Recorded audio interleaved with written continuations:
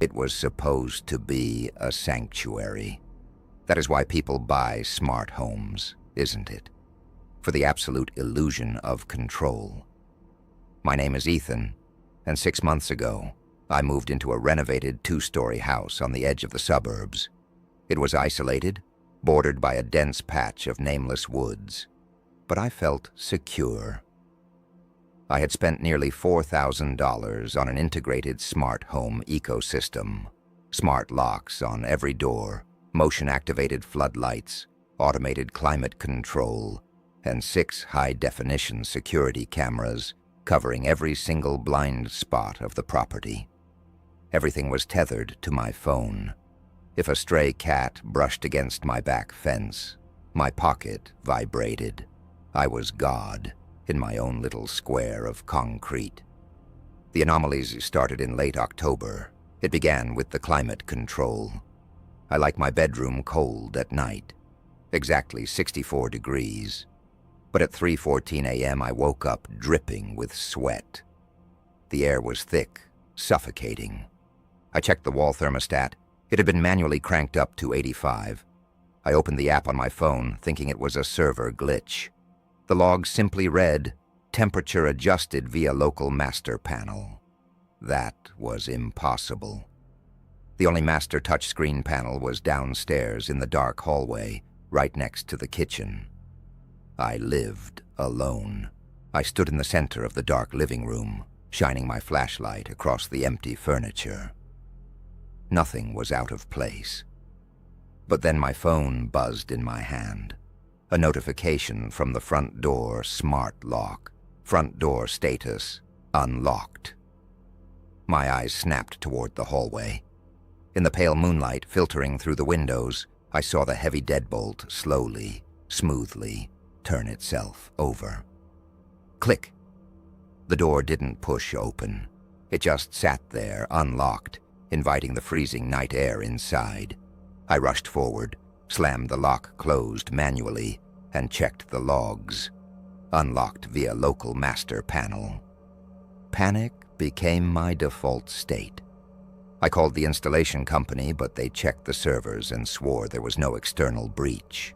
No one was hacking my Wi-Fi. The commands were strictly internal. That night, I decided I wouldn't sleep. I sat on my bed, staring at the live feeds of the 6 security cameras on my phone screen. Camera 1, front porch. Camera 2, driveway. Camera 3, living room. Camera 4, back deck. Camera 5, hallway. Camera 6, basement stairs. At 4 a.m., Camera 5, the hallway panel view, glitched. The screen filled with horizontal green static lines. When the picture cleared 2 seconds later, I froze. The master touch panel on the wall was glowing, and standing directly in front of it was a shape. It wasn't a phantom or a ghost. It was a man. He was shockingly thin, his clothes filthy and tattered, his hair unkempt and matted. He was standing on his tiptoes, his skeletal finger gently tapping the glass screen. He wasn't looking at the panel. He had his head turned completely around, staring directly into the security camera lens. He knew I was watching. He smiled, a wide, unnatural grin that showed too many teeth. And then he typed a command into the screen. My phone screen instantly went black. The app crashed. Simultaneously, every single smart light in my bedroom snapped on at 100% brightness, blinding me. Then the electronic voice of my smart assistant echoed from the ceiling speaker, loud and clear. Master override accepted. System shutting down. Welcome home. The climax and aftermath, the house died. Every light cut out, plunging me into pitch blackness.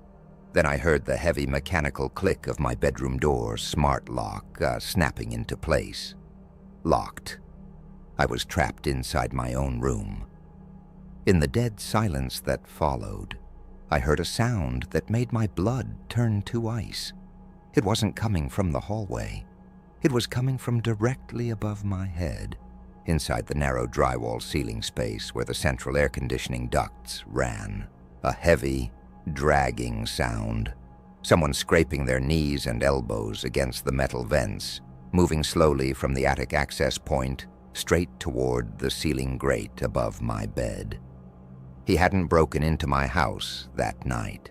He had been living inside the dead space of the walls for months, tapping directly into the master control wires, watching me through the tiny pinhole gaps in the vents. I screamed, throwing my body against the locked bedroom door, kicking the wood until it splintered. I managed to break the frame just as the ceiling grate above my bed was pushed open, dropping a pair of filthy, bare human feet into the darkness of my room. I ran out into the night, never looking back. The police found his makeshift nest in the attic. Empty food wrappers, a sleeping bag, and dozens of handwritten notebook pages detailing my daily routine. They never caught him. I moved into an old apartment building with ancient, heavy iron keys and no internet connection. Because now, every time I hear a smart device chime in a public place, my hands start to shake, and I look straight up at the ceiling. My name is Chloe, and I used to think that stalkers were something that only existed in movies or high-profile celebrity cases.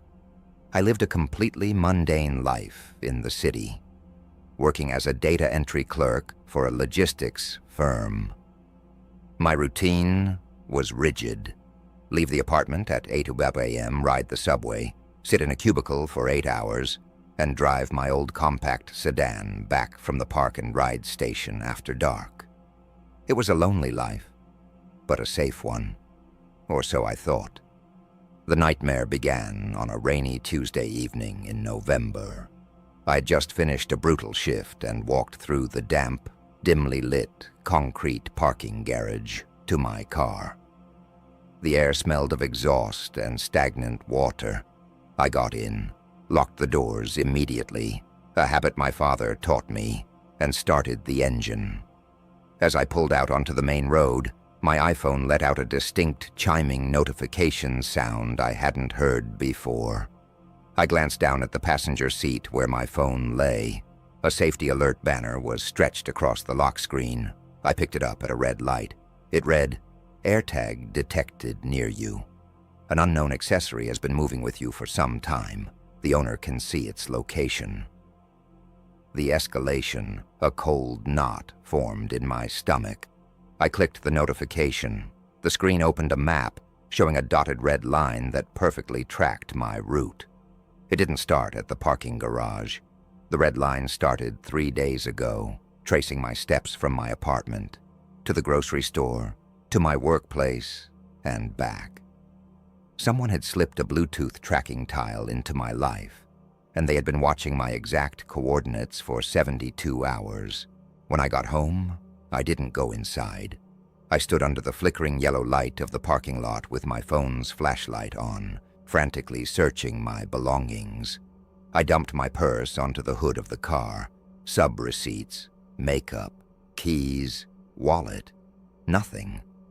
I checked the pockets of my heavy winter coat, running my fingers deep into the lining.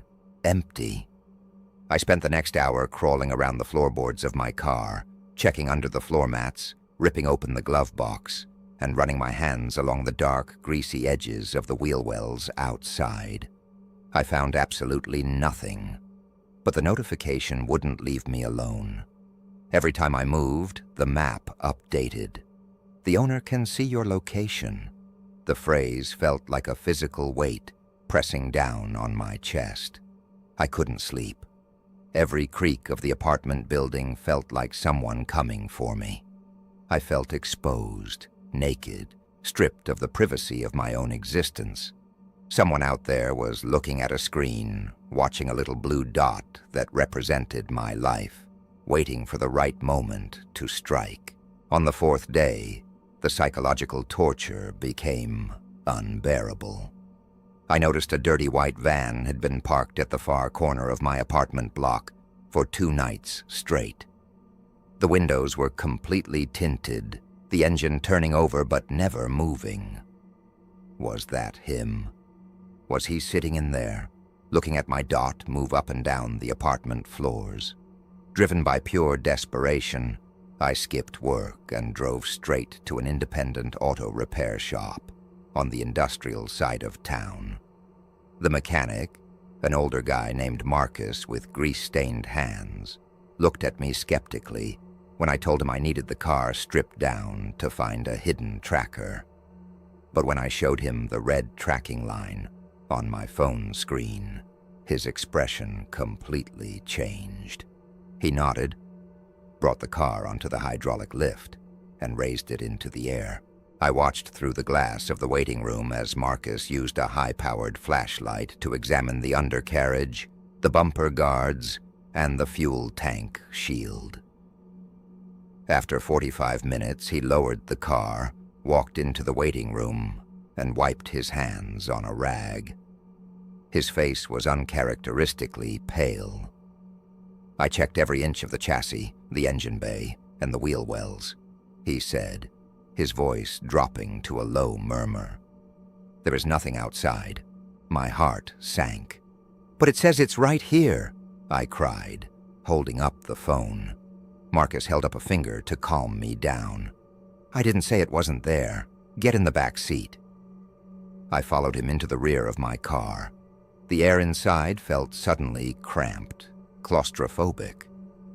Marcus reached out and grabbed the headrest of the driver's seat, the cushion right behind where my head sat every single day while driving. He ran his thick fingers along the back seam of the fabric. I hadn't noticed it before, but the factory stitching along the bottom of the headrest had been neatly sliced open and re-sealed with cheap, clear superglue. Marcus pulled a small utility knife from his pocket and carefully slid it into the slit, slicing through the glue. He reached deep into the yellow foam interior of the headrest, right behind where my skull would rest. When he pulled his hand out, he was holding a small silver coin-sized disc, an AirTag, but it had been modified. The plastic casing had been drilled into, and the tiny internal speaker had been completely removed so it couldn't make a sound if I tried to trigger the audible alarm. This wasn't placed from the outside, Marcus whispered, looking at me with genuine pity. Whoever did this had to be inside your car. They sat right here where we are sitting, cut this open, and placed it right behind your head. The realization hit me like a physical blow. The tracker wasn't just on my car. It was placed so that the stalker could ensure I was personally inside the vehicle. The police checked the security footage from the public park and ride station from a week prior. The footage showed a man in a dark hoodie using a Slim Jim tool to slide into my car door in less than 10 seconds, staying inside for exactly 2 minutes, and then walking away into the shadows. His face was completely obscured by the hood. I sold that car the very next day. I broke my lease and moved across the country to a city where I don't need to drive. But the damage is done. Every time my phone chimes with a generic notification, my heart stops, and I look over my shoulder, terrified that the blue dot has found me again. My name is David, and I work as a wildlife surveyor for the Department of Forestry in northern Maine. My job is solitary, which suits me perfectly. For months at a time, my only responsibility is to maintain and monitor a network of 30 trail cameras, weatherproof, motion-activated cameras strapped to trees deep within a protected forest reserve. These cameras are designed to track the migration patterns of deer, bears, and the occasional elusive bobcat. They operate on cellular data, automatically uploading every captured photo to a secure cloud drive that I review from my cabin office every weekend. It was early December when the winter storms began to roll in. burying the forest under 2 feet of crisp, blinding snow. The woods became dead, silent, an endless expanse of black pine trees and white drifts. On a Sunday evening, wrapped in a blanket with a hot mug of coffee, I opened my laptop to review the weekly photo uploads. The first few dozen folders were standard, crisp, high-definition images of deer foraging in the snow, their breath freezing in the air. Then I clicked on the folder for Camera 17. This specific camera was located in the deepest, most isolated section of the grid, nearly 8 miles from the nearest paved logging road. The first photo on Camera 17 was taken at 11:14 p.m. on a Tuesday. The infrared night vision had kicked in, turning the forest into a stark landscape of blacks and ghostly grays. In the center of the frame was a large male deer, but it was looking back over its shoulder, its eyes reflecting the camera's infrared glow, muscles tense as if ready to bolt. I clicked to the next photo, taken 3 seconds later. The deer was gone, leaving a blur of kicked-up snow. But the motion sensor had triggered again. In the far upper right corner of the frame, partially obscured by a thick pine branch, was a shape. It was the distinct silhouette of a person standing perfectly still in the deep snow. They weren't wearing winter gear, no heavy coat, no reflective boots. It looked like a dark, tight-fitting jumpsuit or heavy layers of dark cloth wrapped tightly around their body. I frowned, leaning closer to the screen. Trespassers were rare this deep in winter, and highly dangerous given the freezing temperatures. I clicked to the next photo, taken 2 hours later, at 1:22 a.m. The figure was still there, but it had moved. It was now standing 10 feet closer to the tree where the camera was mounted. The infrared light caught the texture of the clothing. It was covered in dirt and dried mud despite the snow. The person's head was tilted down, their face completely hidden under the shadow of a low-hanging hood. A strange feeling of unease crawled up my spine. This wasn't a lost hiker. Lost hikers wave at cameras. They look for help. This person was lurking. I fast-forwarded through the logs. Camera 17 had been triggered every single night that week, always between midnight and 4 a.m. And with every single night, the figure was closer. By Thursday's files, the person was standing a mere 5 feet from the lens. The detail was sharp, terrifyingly so. They were incredibly tall, with unnaturally long, thin arms that hung loosely at their sides. But what made my breath catch in my throat was what they were doing. In the photo from Friday night, the figure was holding something up to the lens. It was a piece of cardboard, torn from a shipping box. Written on it in thick, messy black marker were numbers. I squinted, trying to read the digitized text. My blood turned to ice. It wasn't random numbers. It was a set of geographic coordinates, 45.31 degren, 693455 degree W. I didn't need to look up the coordinates. I knew them by heart. Those were the exact GPS coordinates of my isolated cabin office, the very room I was sitting in right now.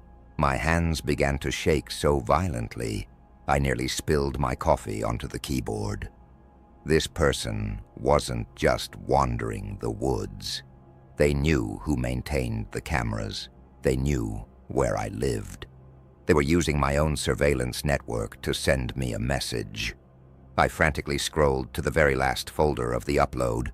Images taken tonight, just hours ago.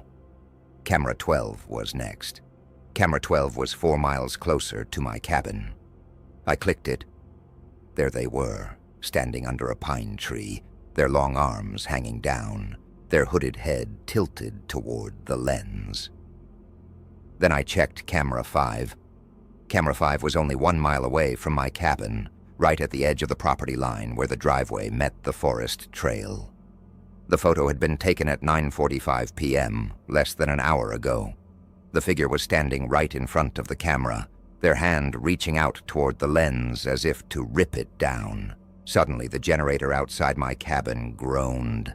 The lights flickered once, twice, and then died, plunging the room into absolute darkness. The only light left was the harsh white glare of my laptop screen. Then my laptop screen refreshed. A new notification popped up in the bottom corner of the desktop. Cloud sync. One new photo, uploaded from camera 2. Camera 2 was mounted on the heavy oak tree directly outside my front porch window. With a trembling finger, I clicked the notification. The screen filled with the night vision image from camera 2. The photo showed my own front porch, the wooden steps, the snow-covered railing, and standing right on the mat, his face inches from the window glass, was the tall, hooded figure. In his long, thin hand, he was holding a heavy iron crowbar. The timestamp on the photo read 11:01:45 p.m. I looked up from the laptop screen. It was exactly 11:02 p.m. Before I could even breathe, the heavy wooden glass of my front porch window shattered into a million pieces.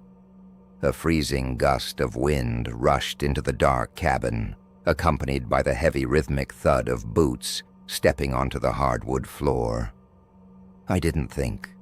I threw myself out the small back window of my kitchen, tumbling into the deep snow drifts, and ran blindly into the freezing woods toward the main road, leaving everything behind. The state troopers found the cabin completely ransacked. Whoever he was, he didn't steal my electronics or my money. He took only one thing, the physical hard drives containing the backups of every photo my cameras had ever taken over the last 3 years. He had been watching me through those lenses for years, waiting for the perfect winter storm to close the trap. My name is Arthur, and for the last 8 years, I've worked as the sole night shift broadcast engineer for WKLN, a small independent AM radio station nestled in the industrial valley of Ohio. My shift runs from midnight to 6 a.m. It's a dead-end job, but it's peaceful. The station mostly runs automated syndication loops of classic rock and old-time talk shows during those hours, so my only real responsibility is to monitor the transmitter levels and occasionally take live calls for the local community bulletin at 3 a.m. The studio is located on the second floor of a bleak, brick building overlooking an empty asphalt gravel lot and a defunct warehouse across the street. It's a fishbowl environment. The studio has massive, floor-to-ceiling soundproof glass windows that face out toward that dark, empty street. At night, with the studio lights on, the glass acts like a mirror from the inside, but from the outside, I am completely visible, a brightly lit target in a sea of blackness. It was a freezing, foggy Thursday when the phone console on my desk lit up. Line 4 was flashing a harsh red light. The clock on the wall read exactly 3:15 a.m. I pulled the heavy studio microphone closer, flipped the toggle switch, and slid the audio fader up. WKLN Nightline, you're on the air. What's on your mind tonight? There was a long pause on the other end of the line. All I could hear was the faint, rhythmic sound of heavy breathing and the distinct, metallic scratch of an old analog telephone line. Hello? I repeated, reaching for the button to cut the feed, if it was just a prank caller. Then a voice came through the speaker. It was a man. His voice was flat, entirely devoid of emotion, speaking in a slow, monotonous cadence. The counter is laminate, the man said. Fake wood grain.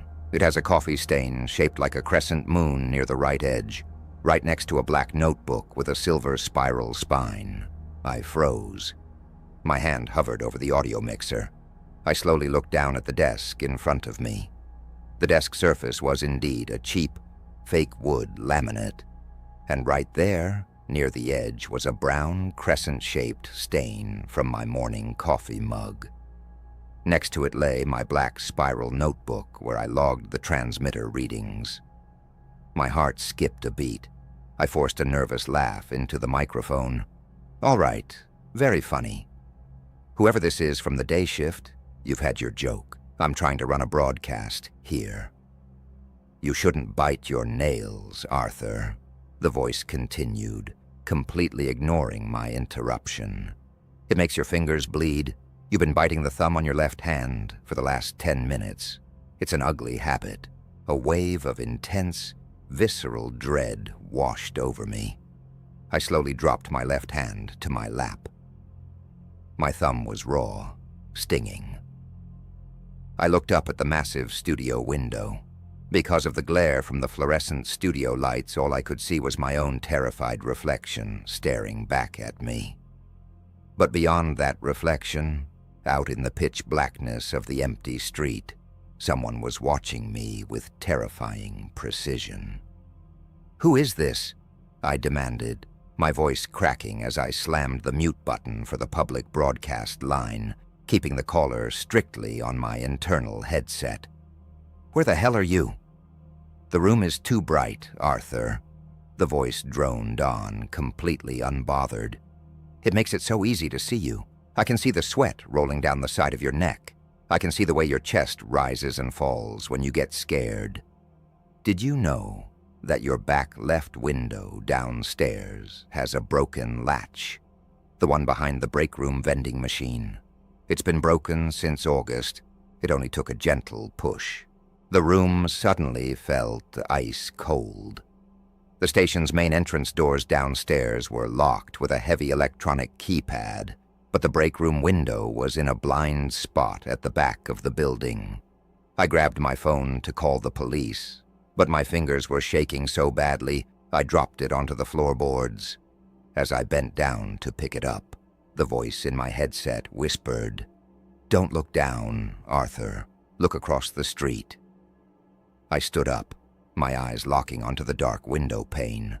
I walked right up to the glass, cupping my hands around my eyes to block out the internal light reflection, staring out into the foggy gravel lot across the road. Directly across the street, on the roof of the 2-story abandoned warehouse, a silhouette was standing. The fog rolled around him, but I could see him clearly. He was holding a pair of heavy military-grade binoculars pressed to his face, aimed directly at my eyes. In his other hand, he held a cell phone to his ear. As I stared at him in horror, the man slowly lowered the binoculars with one hand. He raised his arm and began to wave at me. A slow, mocking, rhythmic wave. "I'm coming up the stairs now, Arthur," the headset whispered. Simultaneously, through the heavy soundproof glass of the studio door behind me, I heard a sound from the dark stairwell downstairs. Heavy, unhurried footsteps echoing up the concrete steps. I didn't wait. I locked the heavy acoustic studio door from the inside, barricaded it with the heavy equipment rack, and hid in the narrow crawl space beneath the broadcast console, clutching a metal screwdriver. I listened as someone walked up to the studio door, rattled the handle completely flat for 5 minutes, and then began to softly scratch their fingernails against the glass pane, over and over, until the police arrived 20 minutes later. The building was empty when the cops searched it. The break room window downstairs was wide open, muddy boot prints leading straight from the window to the studio stairs. The caller had used a spoofed prepaid phone line that could never be tracked. I quit the radio industry the next morning. Now I work in a windowless basement warehouse, surrounded by concrete walls, because I can no longer handle the feeling of being watched from the dark. My name is Marcus, and I've been an independent long-haul truck driver for over 10 years. I'm used to the isolation of the road. I'm used to the endless stretches of asphalt, the blinding glare of oncoming headlights, and the weird hallucinations that your brain plays on you when you've been driving for 14 hours straight through the desert flats of Nevada. But what happened to me last year on State Route 318 wasn't a trick of a tired mind. It was a calculated, living nightmare. It was 3 a.m, and a thick, unnatural fog had rolled over the highway, reducing my visibility to less than 30 feet. The world outside my cab window was reduced to the white lines on the road and the black wall of the desert scrubland. I was hauling 40 tons of refrigerated freight, looking forward to the next truck stop to finally get some sleep. That was when I noticed the headlights in my rearview mirror only appeared out of nowhere, a pair of dim, yellowish halogen lights cutting through the fog behind me. They belonged to an old battered Econoline cargo van, painted a dull matte gray with no license plate on the front bumper. The van didn't pass me. On an empty 2-lane highway with 0 traffic, it pulled up right behind my trailer bumper, less than 3 feet away.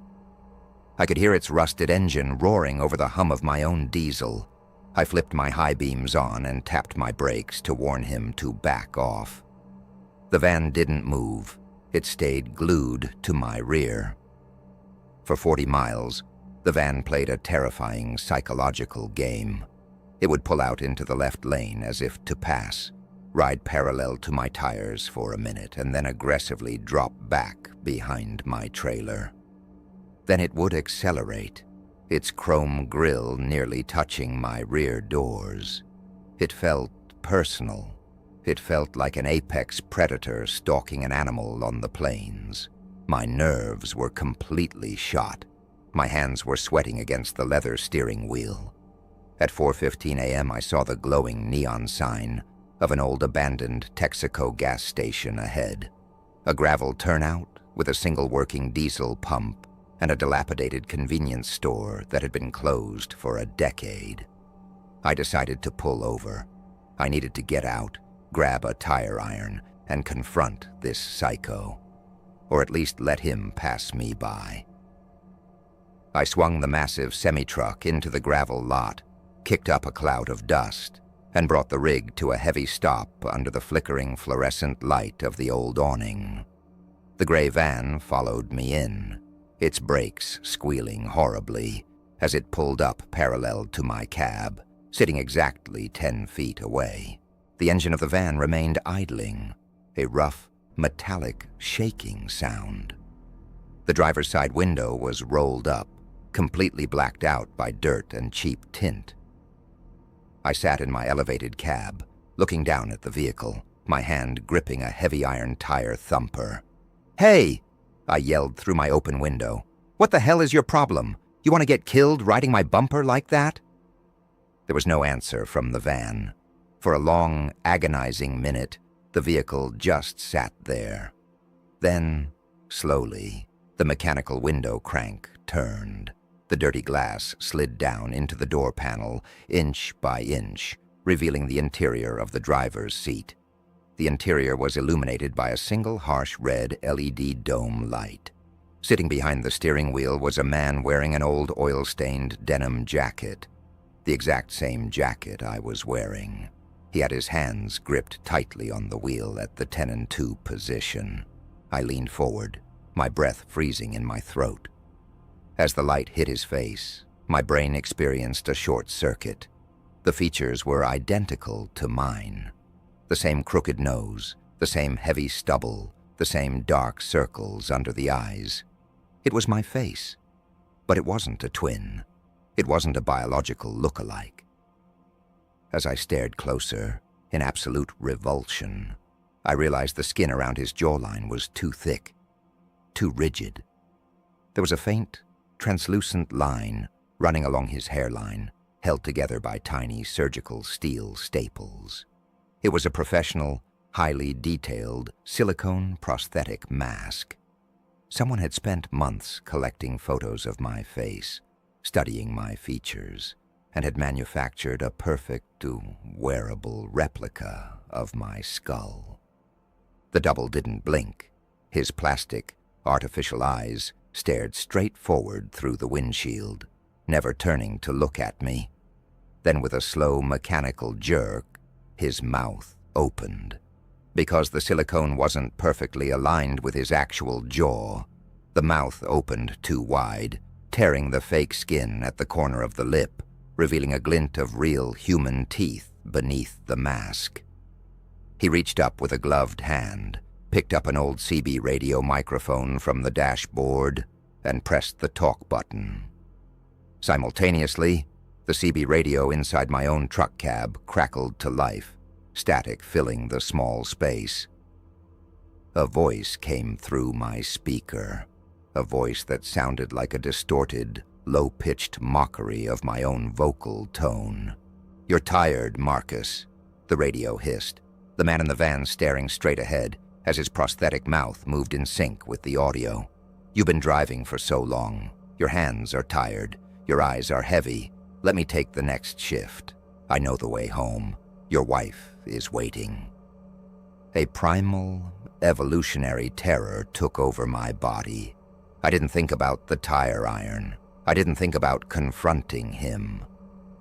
I slammed the truck into gear, mashed the accelerator pedal to the floorboards, and the massive semi-truck screamed out of the gravel lot, throwing rocks against the van's chassis. I drove at 90 miles an hour through the fog, ignoring every safety regulation, dialing 911 on my headset.